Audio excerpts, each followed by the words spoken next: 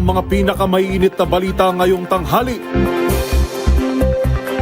Bagyong Emong lumakas pa habang papalapit sa Northern Luzon. Low pressure area sa labas ng PAR, isa na ring bagyo.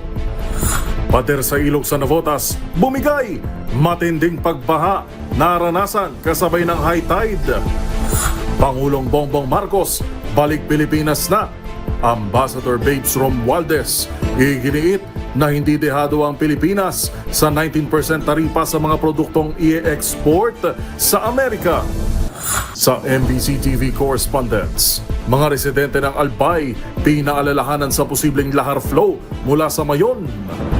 Sa MBC TV Sports, PBA Games gaganapin sa Bahrain sa Disyembre bilang bahagi ng 50th anniversary. At sa Showbiz Pater, bahay ng food vlogger na si Ninong Rice sa Malabon muling nalubog sa baha.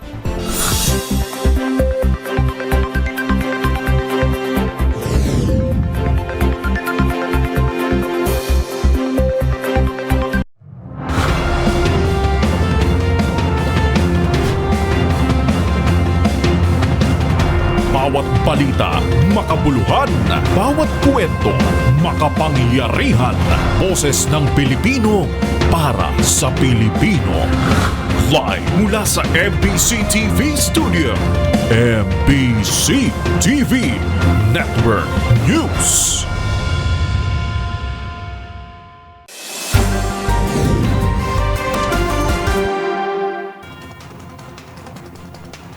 Pilipinas, una sa ating mga balita. Mga nabubulok na bangkay na ng natagpuan ng mga otoridad ang dalawang mangingisda sa Sibunag, Guimaras na nauna ng napaulat na nawawala. Ang mga biktima hihila lamang ng lambat ng hampasin ng malakas na alon. Una sa balitang yan, si Jocelyn Maki. Nasa advanced state of decomposition na ang bangkay ng dalawang mangingisda nang matagpuan sa baybayin ng Barangay Sibaste, Sibunag, Guimaras. Unang inireport na missing ang mga biktima na sina Vincent Paul Valles at Ryan Galfo. Ayon kay Police Lieutenant Herbert Remeo, officer in charge ng Sibunag Municipal Police Station, Lunes ng gabi nang sumama si Valles sa pamilya ni Galfo na mangisda sa Inampulugan Island. Sa investigasyon ng pulis, hihila sana ng lambat ang dalawa pero nahirapan dahil sa malalaking alon kaya tumalon sa dagat si Valles. Dahil dito nahampas siya ng alon at napalayo sa kanilang bangka. Tumalon rin si Galfo upang iligtas sana ang kaibigan pero pati siya ang napalayo rin sa bangka. Sinubukan ng mga kasamahan iligtas ang dalawang biktima pero nabigo dahil sa malalaking alon. Inireport ang insidente sa Philippine Coast Guard Substation at Sibunag Police at agad na gumawa ng search and rescue operation. Para sa MBC Network News, ito si Jocelyn Maki, una sa Pilipinas, una sa Pilipino.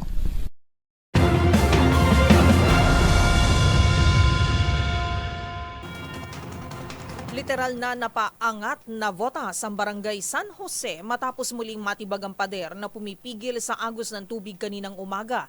Si Mayor John Ray Tiangco napalusong tuloy sa baywang hanggang dibdib na tubig baha na pinatindi pa lalo ng high tide. Narito ang balita ni Edwin Duque. Muling natibag ang pader ng pribadong kumpanya dito sa Celestino Street sa Barangay San Jose sa Navotas kaninang umaga, kaya mabilis na tumaas ang tubig, naabot ng baywang at dibdib sa bababang lugar. Napalusong kanina si Mayor John Ray Tiangco kung saan ay ongoing ang paglikas ngayon sa mga residente, katuwang narito ang mga membro ng Disaster Response Team, EFP at ang Bureau of Protection. Bagamat alas 10 pa ng umaga ang peak ng high tide, naabot ng 1.9 level ng tubig sa Manila Bay, kaya yung mga nasa tabing dagat o ilog ay nagkaroon ng sapilitang paglikas para sa kaligtasan na rin ng kanilang mga pamilya. Umabot ng Sipo Road ang baha dahil sa pumantay na ito sa kalsada. Matandang nito lamang nakarang buwan ay nasira din ang katabing pader nito na nagpalubog din sa maraming kabahayan na parehong high tide sa mga oras na yon nang maganap ang insidente. Para sa MBC TV Network News, ako si Aris 23, Edwin Duque, nagulat sa Lisa Rates, una sa Pilipinas, una sa Pilipino.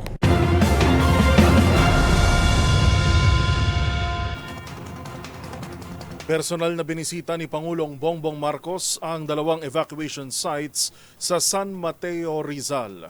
kasunod ng matinding hagupit ng habagat at bagyo. Kasabay ang Social and Welfare Development at iba pang kaukulang ahensya, sinaksihan ng Pangulo ang pamamahagi ng food packs sa mga nasalanta. Narito ang report ni Leth Narciso. Sinilip ni Pangulong Ferdinand Marcos Jr. ang 2 evacuation centers sa San Mateo, Rizal. Ito'y para personal na kumustahin ang mga pamilyang apektado ng matinding pagbaha dulot ng malalakas na pag-ulan na dala ng habagat at magkakasunod na bagyo. Una nitong pinuntahan ang Mali Elementary School para tingnan ang sitwasyon ng mga evacuee at alamin ang iba pa nilang pangangailangan. Aabot sa higit 500 pamilya o katumbas ng higit 2,000 individual ang nananatili sa nasabing evacuation center. Sinaksihan ni Pangulong Marcos ang pamimigay ng family food packs at iba pang supplies ng Department of Social Welfare and Development. Sunod nitong pinuntahan ang Barangay Santa Ana Covered Court na nasa halos 500 pamilya rin o higit 1,600 individual ang pansamantalang tumutuloy. Kasama rin sa mga nakatanggap ng tulong ang iba pang mga residente na lumikas sa kasagsagan ng malakas na pag-ulan at pagbaha sa lalawigan ng Rizal. Pangunahing direktiba ni Pangulong Marcos sa kaukulang mga ahensya ng gobyerno na tutukan ang agarang pangangailangan ng mga pamilyang naapektuhan ng habagat, lalo na ang mga binaha at nawalan ng tirahan. Kasama ng Pangulo sa pag-iikot sa evacuation centers, sina DSWD Secretary Rex Gatchalian, Health Secretary Ted Herbosa, Agriculture Secretary Francisco Chu Laurel Jr., DPWH Secretary Manuel Bonoan at Rizal Governor Nina Inares. Pagkatapos bumisita sa evacuation centers, ay dumiretso si PBBM sa NDRRMC para pangunahan ang situation briefing kasama ang mga ahensya ng pamahalaan. Para sa MDC TV Network News, ito si Leth Narciso. Una sa Pilipinas, una sa Pilipino.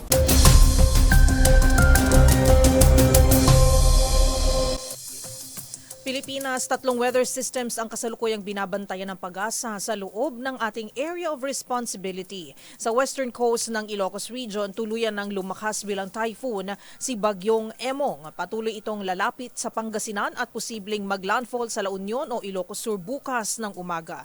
Bunsod nito, kasalukuyang nakataas ang tropical cyclone wind signal number 3 sa northern portion ng Pangasinan at western section ng La Union. Signal number 2 naman sa mas malaking bahagi ng Ilocos Region. Kasama na rin ang majority ng Cordillera at kanlurang bahagi ng Nueva Vizcaya. Habang nakataas sa signal number 1 ang Batanes, Cagayan, portions ng Isabela, Nueva Ecija at Zambales. Gayon din sa Tarlac, Quirino at sa nalalabing bahagi ng Pangasinan at Apayao. Sa forecast track ng Pag-asa, bahagya itong lilihis, pahilaga, bunsod ng phenomenon na kung tawagin ay Fujiwara effect o sayaw ng 2 bagyo. Dito papasok si Bagyong Dante na siyang humahatak kay Bagyong Emong, dahilan para magbago ito ng direksyon. Inaasahan namang lalabas na si Dante ng Philippine Area of Responsibility mamayang hapon o gabi. Sa kabila nito, pinalalakas ni Dante at Emong ang hanging habagat na siyang patuloy na magdadala ng torrential to moderate rains mula kanluran hanggang silangang bahagi ng Luzon. Kasama pa rin ang Ilocos, Zambales, Bataan at Metro Manila. Samantala, tuluyan na rin naging tropical depression ang low pressure area na binabantayan natin sa labas ng PAR, pero wala pa itong magiging epekto sa bansa.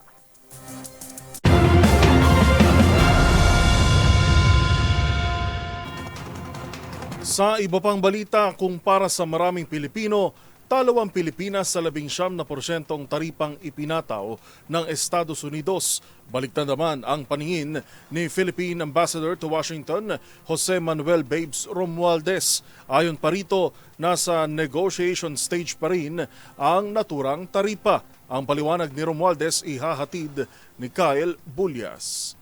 Binigyang diin ni Philippine Ambassador to the United States Jose Manuel Romualdez na hindi naman lugi ang Pilipinas sa 19% na taripang ipinataw ng US sa mga export natin sa Amerika. Ayon kay Romualdez, wala itong masyadong magiging epekto sa ekonomiya ng bansa. Matatanda ang binatikos ng ilang mga mambabatas ang reciprocal tariff ng Amerika dahil 1% lamang ang ibinaba nito mula sa 20% kumpara sa 0% na taripa para naman sa inaangkat ng US sa Pilipinas. Paliwanag naman ni Romualdez, malaki ang magiging pakinabang ng 0% tariff sa ilang US products dahil makatutulong ito sa pagpapababa sa manufacturing cost ng ilang produkto sa Pilipinas. Kabilang na rito ang mga ini-import na pharmaceutical products, wheat products at maging sa mga manufacturing machine. Bukod dito, patuloy din ang pakikipag-ugnayan sa mga stakeholder na posibleng maapektuhan ng importation ng agri-products. Bukod dito, nilinaw ni Romualdez na under negotiation at hindi pa pinal ang inanunsyo ni US President Donald Trump na 19% tariff sa mga produktong Pilipino. Alam naman natin si President Trump, mahilig mag-social media at in-announce na kagad sa kanya Trump Social. Pero meron pa mga detalyang kailangan pag-usapan yan. Kaya nga, kausap ko rin si Secretary Go na papunta na ngayon, pabaliktad dyan sa Pilipinas at meron pang continuing meeting. In fact, meron mga government officials ng US na pupunta dyan hopefully within the next couple of days at pag-uusapan nila yung tariff. I-clarify natin exactly kung ano yung ating agreement na pwede nating i-finalize. Mayroon aniyang hanggang August 1 ang mga negotiator para mapag-usapan ang pinal na taripang ipapataw ng Amerika. Sabi pa ni Romualdez, hindi pa maaaring ibaba ang taripa dahil 19% na aniya ang pinakamababang taripang ipinataw ng US sa mga bansa sa Southeast Asia. Samantala, sinabi naman sa DZRH ni Romualdez na aabot sa higit 3,700 mga Pilipino sa Amerika ang nakatakda ng ipa-deport sa Pilipinas. Kasunod ito ng ikinasang crackdown ng US Immigration and Customs Enforcement sa mga illegal na naninirahan sa US. Sabi ni Romualdez, dapat nang asikasuhin ang mga Pilipino sa US kung mayroon silang kinakaharap na kaso, maliit man o malaki. Bukod dito, mas mainam aniyang mag-self-deport na lamang sila kung sila ay nangangamba sa tulong yan ng Department of Homeland Security. Mas makakatipid anya sila sa ganitong paraan dahil libre na ang pamasahe at may ilalaan ding allowance. Para sa MBC TV Network News, ito si Kyle Bulias ng DZRH. Una sa Pilipinas, una sa Pilipino.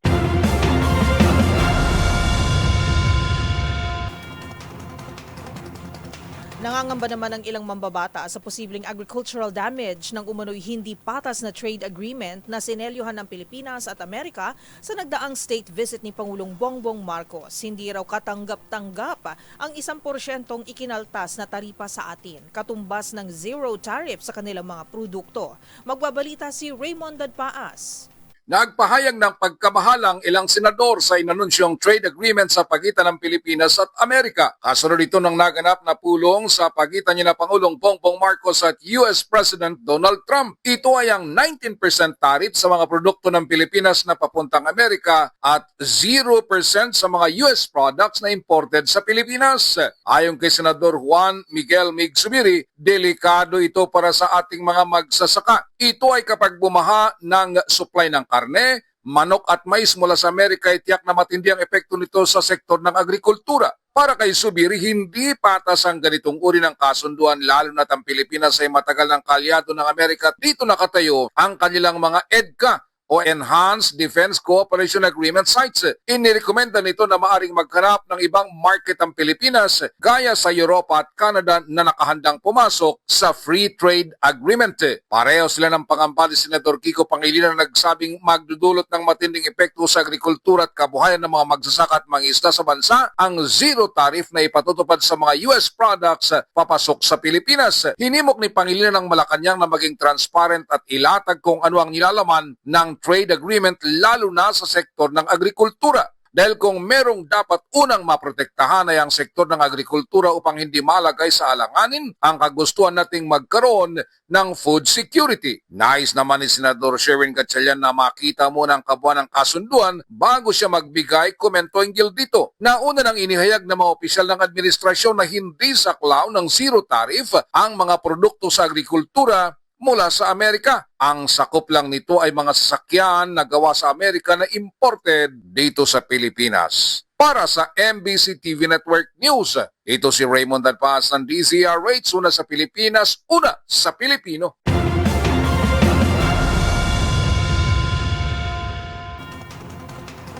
Sa iba pang balita, wasak ang nguso at ipit ang bangkay ng isang 27 anyos na lalaki matapos sumalpok ang kotse nito sa poste ng LRT2 sa Marcos Highway kaninang madaling araw. Kasamang naulila ng pamilya ang kanyang aso na sakay rin ng kotse nang maganap ang malagim na aksidente. Ang detalye sa report ni Edniel Parosa.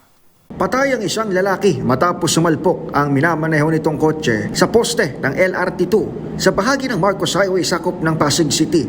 Kwento ng saksi, nangyaring aksidente bago mag-alas 6 ng umaga ngayong Huwebes pero inabot ng hanggang bago mag-alas 8 bago tuluyang nahugot ang katawang ipit sa driver seat ng Honda City na may plakang XGR 487. Lakas talaga ang kalabog niya, sir. Para sa kalabog. So, biglang tumakbo dyan. Akala namin buhay pa eh. Oo. So, wala na. Ayun na talaga. Umusok pa kanina? Ha? Oo, umusok pa yung sakyan eh. Kinilala ng pulisya ang 27 anyos na biktimang si Alec Joshua Ibay na galing sa direksyon ng Quezon City habang binabaybay ang eastbound lane na maganap ang trahedya.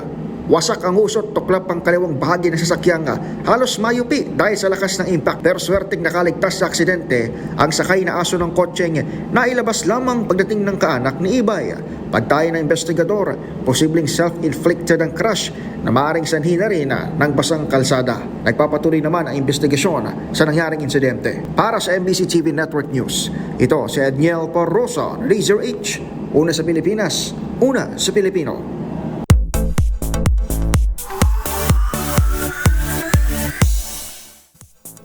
Sa mundo ng showbiz, food vlogger na si Ninong Ry muling naapektuhan ng matinding buhos ng ulan sa Malabon. Tahanan ng social media personality nalubog na naman sa baha. Narito ang report.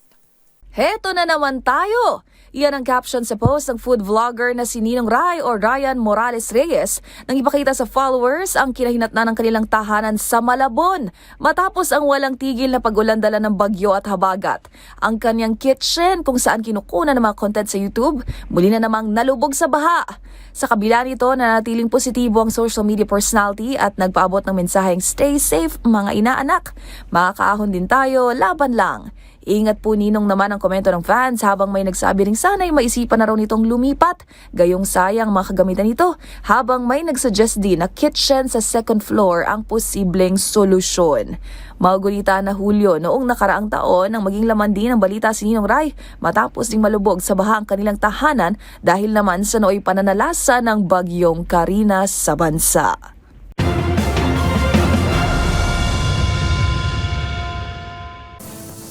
Narito mga balitang dapat nyong abangan. Responsableng pagtatapon ng basura. Muling ipinanawagan ng MMDA.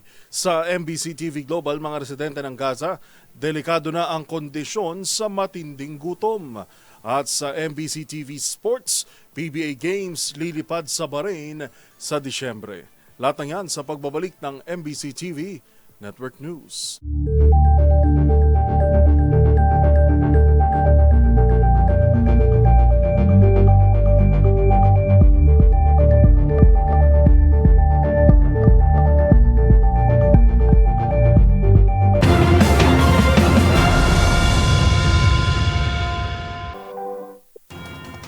Mula sofa hanggang ref, ilan lang yan sa mga nahakot na basura ng mga otoridad na bumara sa pumping stations noong kasagsagan ng hugupit ng habagat dito sa Metro Manila. Kaya naman ang Metropolitan Manila Development Authority o MMDA muling nagpaalala kaugnay ng responsableng pagtatapon ng mga basura. Narito ang report ni Wina Hesoro. Nanawagan si Metropolitan Manila Development Authority Chairman Attorney Romando Artes sa publiko na maging responsable sa pagtatapon ng basura. Ito ay sa gitna ng mga pagbahang nararanasan dito sa Metro Manila. Sa panayam ng DZRH News kay Artes, sinabi nito na tuneto-niladang basura ang kanilang nahakot mula sa mga pumping station at mula sa kanyang pag-iikot. Nakita niyang iba't ibang klase ng basura gaya ng sofa, refrigerator, mga punong kahoy na pinagputulan at ibang klase ng basura pa. At sa pagbisita ko po kahapon, nakakita po ako ng iba't ibang klaseng sofa, refrigerators, mga pinagputulan po ng kahoy at iba't iba pa pong klase ng basura. Ayon kay Artes, hindi naman nila kayang bantayan lahat ng nakatira sa waterways na pinanggagalingan ng mga basura, kaya't dapat lamang na huwag nilang katamaran at magkaroon ng disiplina sa pagtatapon ng basura.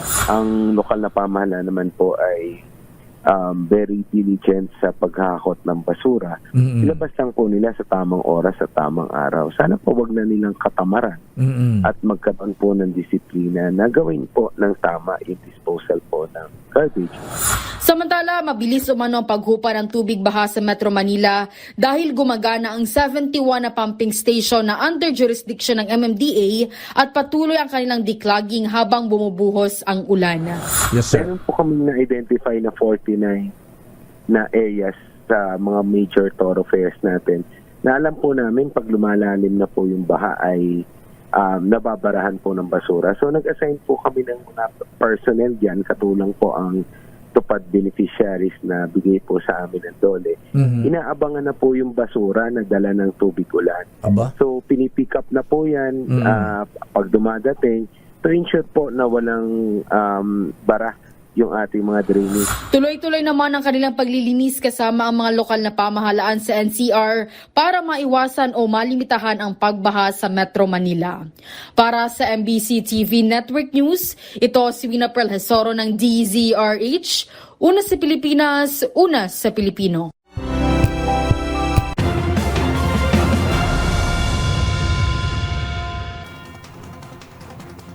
Mabilis na pinagkalooban ng Quezon City LGU ng instant pabahay at murang subsidized rental rate ang 3 pamilyang nabiktima ng landslide sa barangay Bagong Silangan. Kaugnay niyan, muling nanawagan ang Bagong Silangan chairman sa paglikas ng mga residente mula sa apektadong danger at non-buildable zones ng barangay.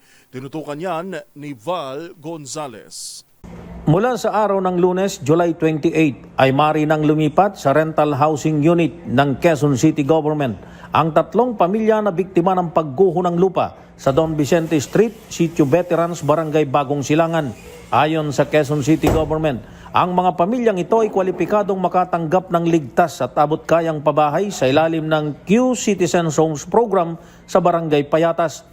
Ang programa ay nagbibigay ng subsidized rental rate na 800 pesos lamang kada buwan. Kahapon matapos ang insidente ay agad na kumilos ang Quezon City Disaster Risk Reduction and Management Office upang siguruhin ligtas ang mga residente na pansamantalang nanunuluyan sa kanilang mga kaanak. Kahapon ay una na ring sinabi sa DZRH News ni Bagong Silangan Chairman Wilfredo Cara na matagal nang itinuturing ang lugar bilang danger at non-buildable zone dahil sa mga geohazard. Dati na aniyang inabisuhan ng barangay at lungsod ang mga residente na lumikas dahil bukod sa panganib at pribadong pag-aari ito ng isang subdibisyon na hindi posible o hindi pwedeng magtayo ng anumang mga struktura. Sa ngayon ay na-secure na ang lugar at nakordon na sa mga nasirang struktura upang masigurong kaligtasan ng mga kalapit na mga residente. Nakikipagtulungan na ang City Engineering Department sa Department of Public Works and Highways o DPWH upang magsagawa ng komprehensibong geotechnical assessment sa lugar upang matukoy ang susunod na mga hakbang. Para sa MBC TV Network News, ako si Val Gonzales, DZRH, una sa Pilipinas, una sa Pilipino.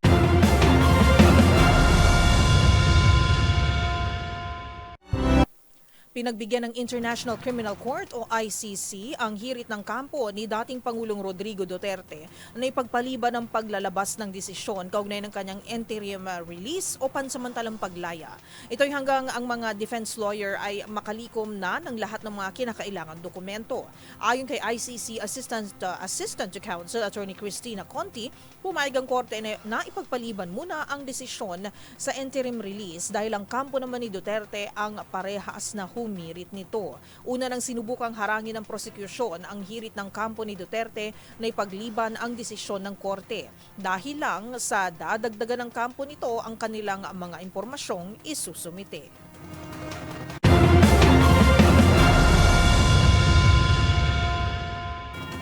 Samantala, tila walang sama ng panahon ang makapipigil sa girian ni Philippine National Police Chief General Nicolas Torre III at Davao City Mayor Mayor Baste Duterte. Ang hepe kasi kumasa pang makipagsuntukan sa alkalde sa Smart Araneta Coliseum pero for a cause naman daw. Nagbabalik si Edniel Parosa. Kumasa si PNP Chief Police General Nicolas Torre III sa hamong suntukan ni Davao City Vice Mayor Baste Duterte. Ayon sa general, napapanahon itong gawing boxing for a cause na may 12 rounds para sa mga nasalamta ng bagyo. Sagot ito ni Torres sa pahayag ng acting Davao City Mayor na kaya niya naman daw sa sapakan ng PNP chief na matapang lamang umano dahil nasa posisyon sa ngayon. Sa panayam sa Campo Crame, sinabi ng Top Cup na pwedeng gawin ang kanilang boxing sa Smart Araneta Coliseum sa Linggo, alas 9 ng umaga. Nanawagan din si Torres sa mga maaring mag-sponsor sa laban at inalok na makita ang kanilang mga merchandise sa kada round. Maybe we can use this moment or this opportunity for to raise funds in a charity boxing match this coming para mabilis this coming Sunday sa Araneta. Fairness forecast, ilang rounds? 12 rounds para marami tayong ma-raise na pondo. Iginit naman ng PNP chief na hindi ito basta pagpatol, kundi oportunidad para tumulong sa mga biktima ng kalamidad. Kasadong simulan ni Torre ang kanyang training sa Campo Crame sana ngayong araw, alas 9 ng umaga. Bago lamang siya, ipinatawag ni Pangulong Bongbong Marcos para situation briefing ng NDRMC, kaugnay pa rin ang hagupit ng nagpapatuloy ng mga bagyo. Para sa MBC TV Network News, ito si Edniel Parrosa na DZRH. Una sa Pilipinas, una sa Pilipino.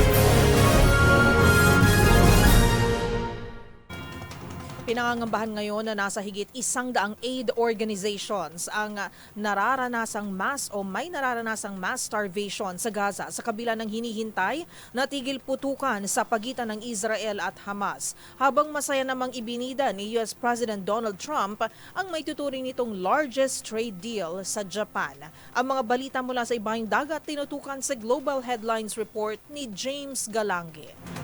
Balita mula sa Gaza. Sama-sama ng ipinanawagan na nasa higit 100 aid organizations ang nararanasang matinding kagutuman sa nasabing rehiyon. Ito ay sa kabila ng paghihintay ng mga Gazan citizen sa inaasahang ceasefire sa pagitan ng Israel at militanteng grupong Hamas na ayon kay US President Donald Trump ay nagkasundo na umano ang dalawa. Base sa huling tala ng United Nations, umakyat na sa halos 1,000 sibilyan ang napatay ng Israel habang kumukuha ng pagkain mula na magsimulang operasyon ng Gaza Humanitarian Foundation noong nakaraang Mayo. Samantala, mariin namang kinondena ng Israel ang mga akusasyon na mayroong food shortage sa Gaza at sa halip ay isinisisi ng mga ito sa Hamas ang mga patuloy na pagdadala ng krisis sa nasabing Palestinian territory.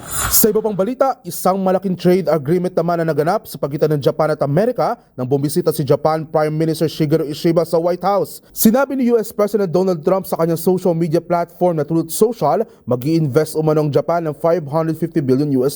Kabilang pa rito na pumayag din ng Japan na magpapasok din ng Amerika ng kanilang produkto tulad ng mga kotse, trucks at ilan pang agricultural products. Habang ibinaba naman ito sa 15% ang taripang ipinato sa Japan mula sa 25% sa lahat naman ng vehicle parts at ilang produkto. Dagdag pa ni Trump, ito na raw anyang pinakamalaking trade deal na naisagawa sa kasaysayan kasama ang Japan.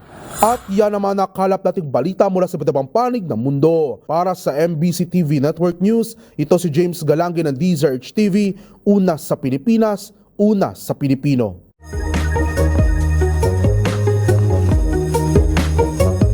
Sa dami ng gawain, puyat at stress sa buhay, kape ang karaniwang takbuhan natin para maging buo ang energy. Pero paano na lang kung tila wala na itong sipa gaya ng dati? Alamin na des, bakit tila hindi ka na tinatablan ng kape? Ito ang problema kapag tumaas na ang caffeine tolerance, isang natural response ng katawan sa madalas na pag-inom ng kape. Kapag paulit-ulit na nakakatikim ng caffeine ng ating brain receptors, natututo itong umiwas sa dala nitong stimulating effect. Kaya ang resulta, kahit ilang shots ng espresso man yan, kapos ka pa rin sa energy boost. Ayon sa mga eksperto, kasama rito ang pagbabago sa adenosine receptors ng utak. Ito ang pating dapat pinipigilan ng caffeine para hindi ka antukin. Pero sa tagal ng pag-inom ay nakakabuo sila ng immunity. Kaya kung medyo wala ng sipa ang iyong kape, baka naman senyales na yan na dapat ka nang maghinay-hinay. Tandaan, mas makulay ang mundo kung alam ang hiwaga sa pag-ikot ito. Ako po si Arnold, nagpapaalalang sa kaalaman ay walang labis, magsaliksik para siguradong alam na this.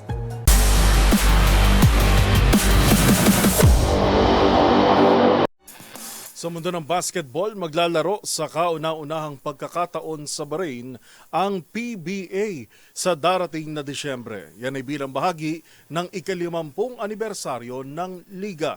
Ang mga detalye tinutukan ni Matchpoint, Millie Borja.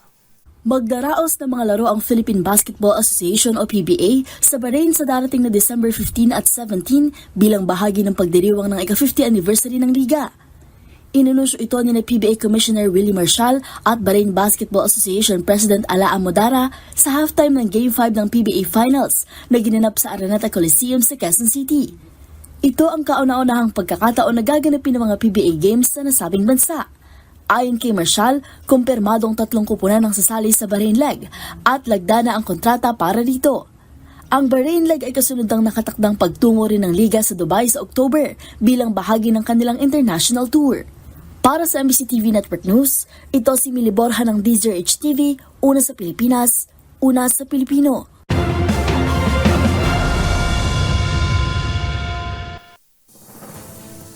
Abangan sa aming pagbabalik, state of calamity itinaas sa Bataan dahil sa pinsala ng habagat at bagyo. Sa Showbiz Spotted, Thai GL stars Namtan at Film nagpakilig sa kanilang Manila fan meet. At sa Hoy, bawal yan ang parusa sa wildlife trade. Ano nga ba? Yan at marami pang iba dito lamang sa MBC TV Network News.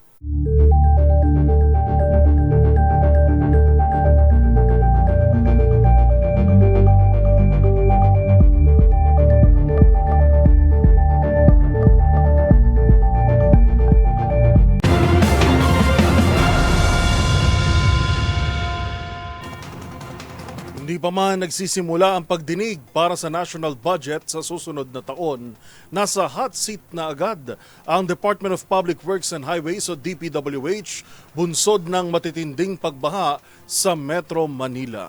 Para sa isang kongresista, sisiguruhin ng Kamara na dadaan sa butas ng karayom ang kanilang pondo dahil sa malinaw na kapalpakan umano ng flood control projects. Ang mga detalye alamin sa report ni Milky Regunan.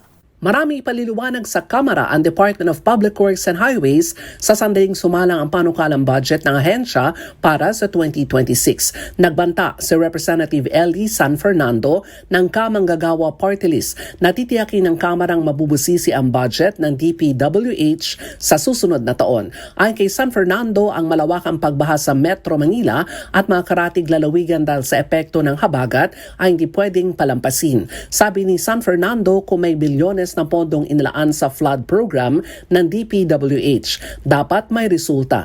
Anya, isusulong nito ang komprehensibong audit ng lahat ng flood control funds ng DPWH sa nakalipas na 10 taon at saan ito napunta. Katwiran ni San Fernando, ang grabing baha na nararanasan sa maraming lugar sa Metro Manila ay reflection na bigo ang flood control program ng gobyerno na pinaglaanan ng bilyones na pondo. Sa datos noong 2024, nakatanggap ang DPWH ng tumataginting na 244.6 billion pesos para sa flood management. Ang katuwang nito na Metro Manila Development Authority ay binigyan naman ng 3.52 billion pesos. Para sa MBC TV Network News, ako si Milky Regunan, una sa Pilipinas, una sa Pilipino.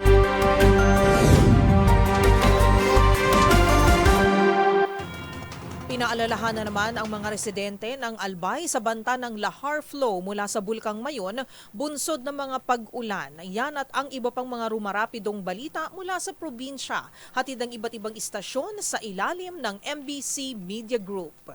Idiniklara na ang state of calamity sa lalawigan ng Bataan kahapon, ika-23 ng Hulyo 2025 matapos ang malawakang pinsalang dulot ng patuloy na pag-ulan at malalakas na hangin buhat sa habagat na pinalakas na magkakasunod na bagyong Krising, Dante at Emong. Ang deklarasyon ay isinagawa upang bigyan daan ang mabilis na paglalabas ng pondo para sa mga relief operation, rehabilitation at iba pang mahakbang para sa kaligtasan at kapakanan ng mga residente. Batay sa weather advisory number 33 ng Pag-asa, patuloy na nakakaranas ng pabugso-bugsong pag-ulan ang buong lalawigan na maaaring magdulot ng pagbaha at pagguho ng lupa. Dahil dito patuloy ang pagbabantay at pagtugon ng mga ahensya ng pamahalaan kabilang ang PDRRMO upang matulungan ang mga apektadong komunidad. Hinimok ang publiko lalo na ang mga nasa mababang lugar at landslide prone areas na maging handa at makipag-ugnayan sa kanilang barangay o tumawag sa 911 emergency hotline para sa agarang tulong. Nananawagan din ang pamahalang palalawigan sa pakikiisa ng lahat sa mga isinasagawang preemptive evacuation. Para sa MBC TV Network News, Danny Kumilang, RH37, una sa Pilipinas, una sa Pilipino. Isinurinder ng isang miyembro ng New People's Army sa bayan ng Palapag, Northern Samar, doon sa militar ang mga armas at mga medical supplies, kasabay ng kanyang pagpapahayag ng pagsuko o pagsurrender sa gobyerno. Bukas itong tinanggap ng Municipal Task Force to End Local Commerce Armed Conflict o MTFL-CAC o Balik-Loob Task Force ng Local Government Units ng Palapag, Northern Samar. Kinilala na sabing New People's Army na si alias In at ayon sa report isa itong Vice Squad Leader ng SRGO, SRC Arctic at residente ng barangay Nagbubtak, Palapag, Northern Samar. Kanyang isinurrender ang mga armas sa 2 M14 rifle, isang M16 rifle at mga medical supplies.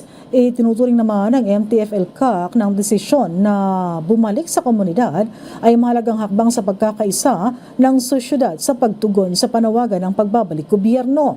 Personal naman ay binigay ni Palapag Mayor Fawa Batula ang tulong financial na nagkakahalaga ng 20,000 pesos para sa nasabing NPA na bumalik sa gobyerno. Ang nasabing mayor ay nananawagan bilang chairman ng MTFL-CAC sa mga kapatid pa o mga NPA na patuloy na nasa bundok na bukas ang kanilang opisina sa anumang oras sa mga gustong magbalik loob at makipagtulungan sa gobyerno. Mula sa MBC Network News, RH34 Jane Galit Bantayan ng DZRH, una sa Pilipinas, una sa Pilipino. Balita mula sa Davao City. Walang puwang ang iligal na droga sa nasasakupan ng Police Regional Office 11 o PR11 matapos masabat ang humigit kumulang 6,337,538 na halaga ng ipinagbabawal na gamot sa serye ng mga operasyon na mula Hulyo 14 hanggang 20, 2025. Sa loob ng nasabing linggo, nakapaglunsad ang PR11 ng kabuuang 76 na anti-drug operations na nagresulta sa pagkakaresto ng 85 na suspek. Ayon sa ulat, 53 sa mga naturang operasyon ay sinagawa sa pamamagitan ng bypass, 7 mula sa police reports at response, 5 ang nasabat sa mga checkpoint, habang 3 naman ay sinagawa sa bisa ng mga warrant of arrest at search warrants. Kabilang sa mga nasamsam na mga otoridad ang tinatayang 928 grams ng inihinalang syubo, 35.99 grams ng tuyong dahon ng marijuana, 8 namang halamang marijuana at 17 tablitas ng ecstasy. Sa mga naresto, 24 ang itinuturing na high-value individuals, habang 61 naman ang street-level targets. Binigyan din ng PR11 ang kailang patuloy ng kampanya laban sa droga bilang bahagi ng pagsigurong ligtas at mapayapa ang buong rehiyon sa ilalim ng direktiba ng Philippine National Police. Para sa MBC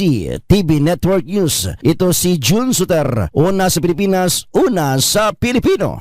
Nagsagawa ngayong araw ng komprehensibong inspeksyon sa Regional Reactionary Standby Support Force o RRSSF si Police Regional Director Dindo Reyes, Regional Director ng Police Regional Office 1, at kabilang sa mga pangunahing bahagi ng pagsusuri ang paghahanda ng tauhan, ang functionality ng search and rescue na kagamitan at ang kapasidad ng puwersa para sa mabilis na deployment. Binigyang diin ng general na maagap na inspeksyon ang hindi natitinag na pangako ng PRO1 sa kaligtasan ng publiko at ang kapasidad nito para sa mabilis at epektibong pagtugon sa paparating na mga bagyo. Samantala, nagpapatuloy ang rescue operation dito sa mga binabahang lugar sa Pangasinan, katulong ang kapulisan at inihahatid sa iba't ibang evacuation centers at kaagapay na rin sila ng mga LGU sa pamamahagi ng tulong sa mga biktima ng pagbaha.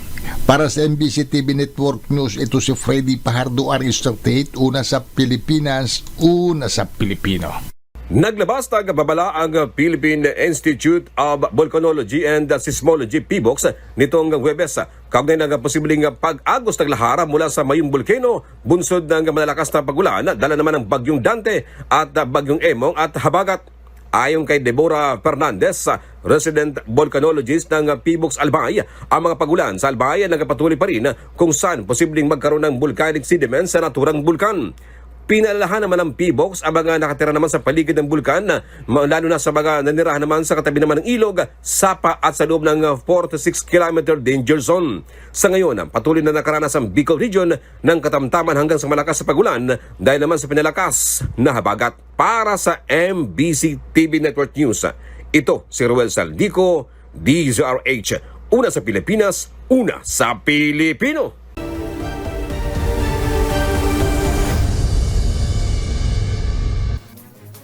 Kamakailan nahuli sa entrapment operation ng DENR katuwang ang Anti-Cybercrime Unit sa South Cotabato ang isang lalaking ilegal na nagbebenta ng kraw o uwak. Ito ay isang paalala na kahit wala sa listahan ng mga threatened species ay pinagbabawal pa rin ang pagbebenta ng iba pang wildlife species lalo kung wala itong kaukulang permit. Ang buong detalye alamin sa report ni Dustin Bayog.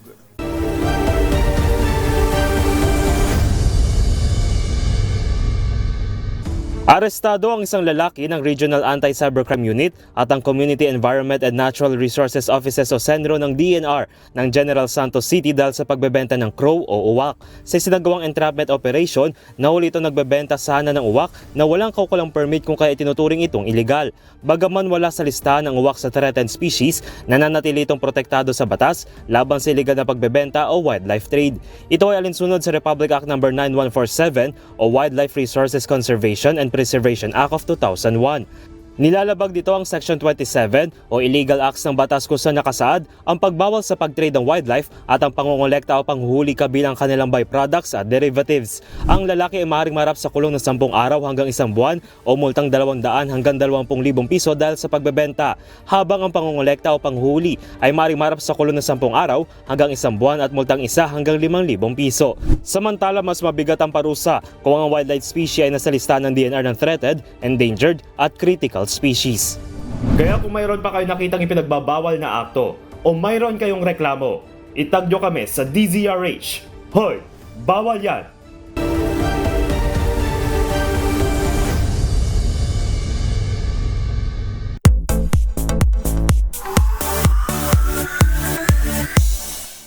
Maulan man pero di nagpatinag ang Pinoy fans sa dumagsa sa first fan meeting in Manila ng Thai Jail stars na sina Namtan and Film. Ang mga eksenang nagpakilig sa fellow Lunars, narito sa aking showbiz report. We love you, Namtan Film! Matapos magpakilig sa series na Pluto na silaya na in the flesh ng Pinoy fans, ang Thai actresses na sina Namtan at Film. Ang GL stars pinatunayan ang kanilang matinding chemistry mapa on cam and off cam nang bumisita sa Pinas para sa kanilang first ever fan meet.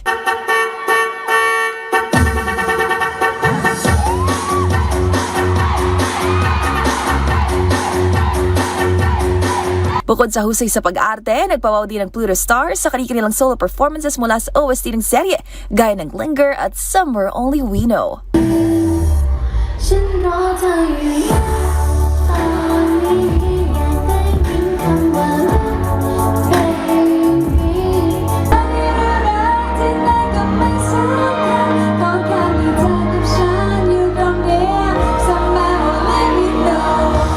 Di naman napigilan ng dalawa na maging emosyonal sa sorpresa ng Pinoy fans sa mala short film showcasing kung paano raw nagsilbing guiding light and inspiration ng dalawa sa kanilang buhay. Super overwhelming kasi wala pa akong tulog from work and it's a Friday. Yes. So many deadlines. Seeing Namtan Film made my day. Sobrang happy po. Thank you po. Namtan Film sa pagpunta sa Philippines. Mahal namin kayo. Sana bumalik ulit kayo. Grabe, sobrang ganda nila. Speaking of sobrang ganda, ang na-starstruck ako sa kanila. Hindi ko na naayos yung pagbibideo ko. Then, grabe, ang galing po nila kumanta and talagang mag-perform. Sa pagtatapos ng show, nakatanggap ng flower bouquets and birthday cakes sina Namtan and Film na parehong July babies at ni-reveal na bibisita raw sila sa Cebu soon. We will come back.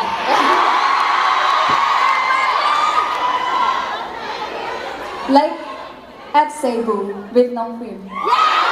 Para sa MBC TV Network News, ito bang ng showbiz Angel Angelic Hosman ng DZRH TV, una sa Pilipinas, una sa Pilipino.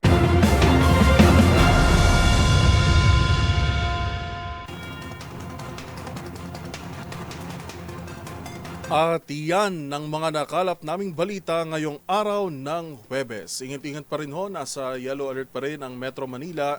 Ito po si Joel Reyes. At ako naman po, si Karen Oyong. Magkita-kita tayong muli bukas, araw ng Biyernes, para sa mga balitang makabuluhan, mga kwentong makapangyarihan. Hatid ang boses ng Pilipino para sa Pilipino. Ito ang MBC TV Network News. Una sa Pilipinas, una sa Pilipino.